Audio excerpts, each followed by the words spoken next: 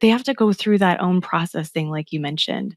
And I'm glad you gave your boys and your daughter the opportunity to do that. If you guys have to make a decision, ask questions, consult with other people, whatever that has to look like, and just trusting that we still get to be there. We can still be an anchor for them. God Mm-hmm. still has their hand on their lives.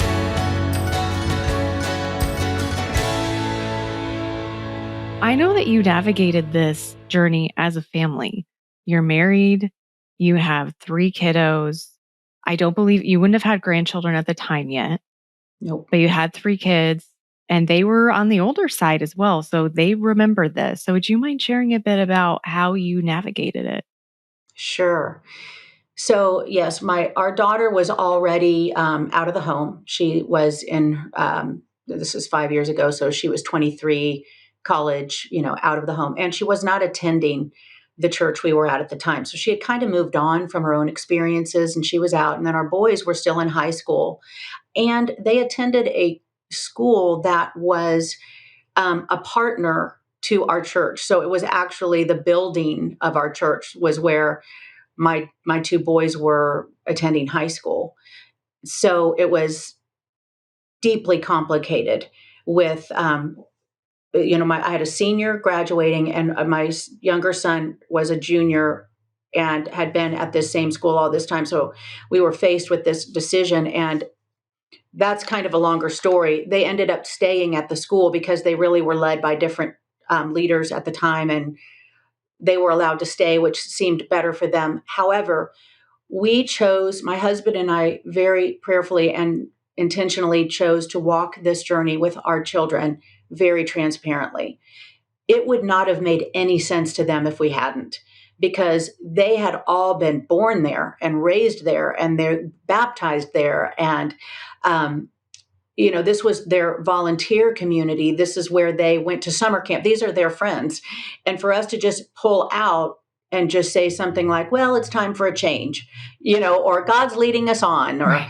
anything that would have been just a trite oversimplification, we knew would have not helped them out at all. It would have potentially led to major division between us and our children. It would have caused them confusion in their faith. And so we made the decision to share with them every detail that we believed they could shoulder. And as high school boys and an adult woman, that was fairly all of it. We needed to explain it to them so that they would understand our heart before the Lord. We shared our own, you know, perspectives, actions, words. We shared we also wanted to give them permission to process it their own way. We didn't want to lead them into a position they had to take or force them to follow our footsteps, but we laid it all out in a way that would make it very clear for them. And we also wanted to model that this is a real Christian life. It isn't always easy, and that we do not follow human beings. We're not following people. We're not following a church. We're following Jesus. And this is the first time in our family's history that we're actually having to live that out.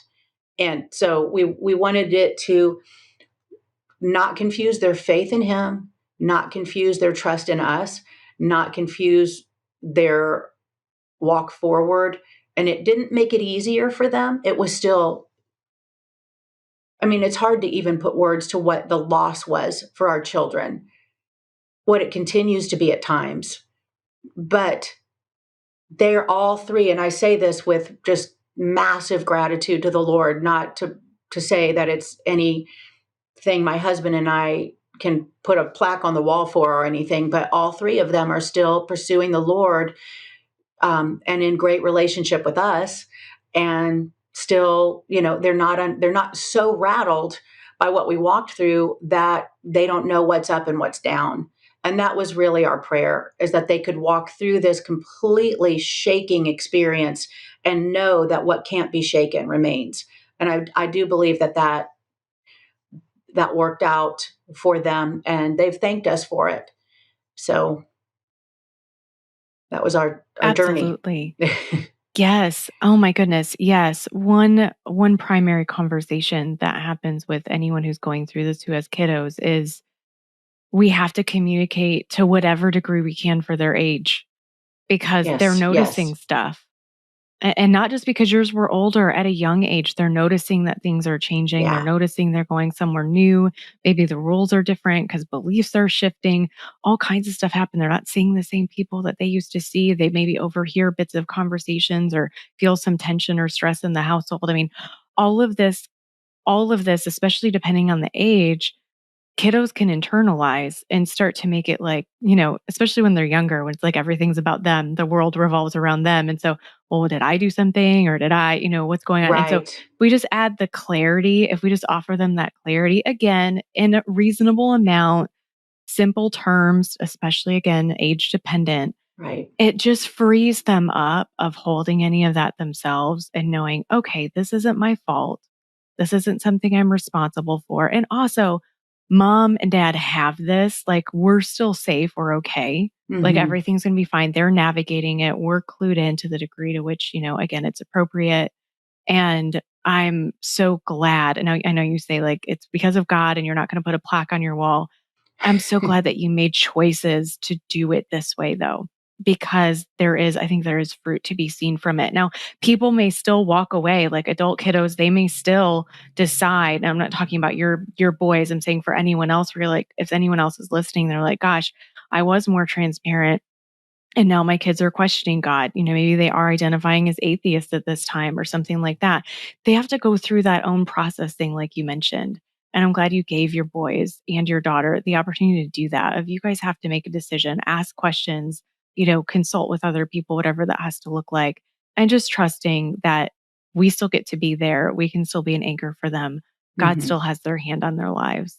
And knowing, okay, this can come full circle. Like they need to kind of make sense of the ugly that our adult brains were grappling to make sense of. That's hard enough for Exactly. us with fully developed brains. Hmm. Yeah, and the other thing I just thought of too is that when we began, I mean, we took quite a while away from church altogether, and we needed to. We were just hemorrhaging. That's the only. It's such a yucky graphic way to describe it, but that's just how we felt. We were just gutted, and we took a while before we even decided we wanted to try to step foot in another church, and we did that as a family, where we went into different local churches to see how does this feel. Of course, my husband and I had a checklist of things we that were top on our priority list of like, this has to be here, this has to be here if we're going to go here. But we did that with them, so we were able to actually help them to identify what is actually important to look for in a church. It's not the quality of the worship band. My boys are musicians, and so it is kind of funny. We walked out of one time, and they were like, "Man, the bass was too loud on that." And I was like, "Well, that is something that is not going to be on our litmus test for a safe church." But I'm glad you identified that. But anyway, so we were able to walk the journey forward with them too, not just the journey through what had happened in the past, but even continuing to this day. I try to be very transparent with my kids because I don't want them to set up false expectations about what it looks like to follow Jesus. It doesn't always look like roses and rainbows and butterflies and epic dreams coming true and mountaintop experiences. Like, we were promised that this life would include the fellowship of his sufferings. And that is, I think, one of the sweetest fellowships that no one wants to be a part of. But I've wanted to walk transparently before them in how I fail and how I navigate pain, so that, because like you said, our children are experts at detecting hypocrisy. They know when we're saying something we don't really live. And I'd rather live out what it really looks like and have them choose based on that than me feeling like I need to make everything look prettier on the outside than it really is, because that doesn't really help them. No, and I think I mean, they're not here for me to ask. I'd love to ask them this though.